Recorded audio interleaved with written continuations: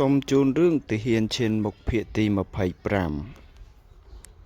កងកម្លាំងសំខាន់នៃកងទ័ពរំដោះជាតិបានឆ្លងកាត់ទន្លេសៀវក្រុមទ័ពដើរកំណើតថ្មីត្រូវបានបញ្ជាឲ្យទៅឃ្លាំមើលខេត្តស៊ីញអានខ្វាងជើនិងគន់យ៉ាងនៅតាមដងទន្លេសៀងក្នុងខេត្តខ្វាងស៊ីកណាត់ល្អកណាត់ល្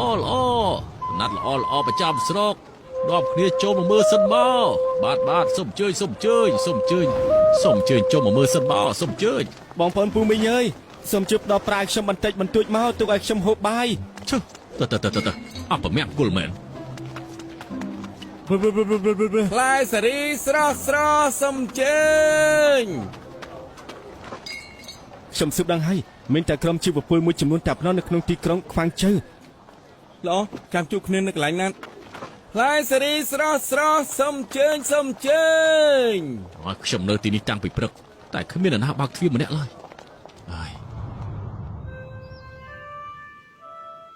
ដល់ពេលត្រូវឆ្លងកាត់ទន្លេហើយ ផ្ញើសារទៅថ្នាក់លើភ្លាមថាគ្មានតបសត្រូវនៅខេត្តខ្វាងជើស៊ីងអាននិងកងយ៉ាងទេ បាទ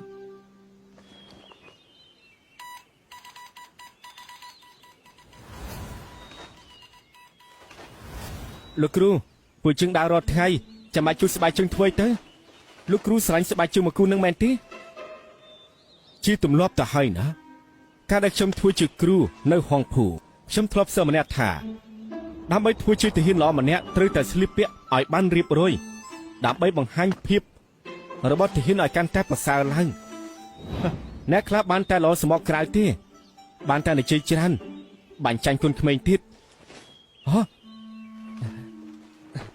លបងពូកែបាញ់ចាំភ្លើងខ្ញុំព្រៀបមិនបានទេ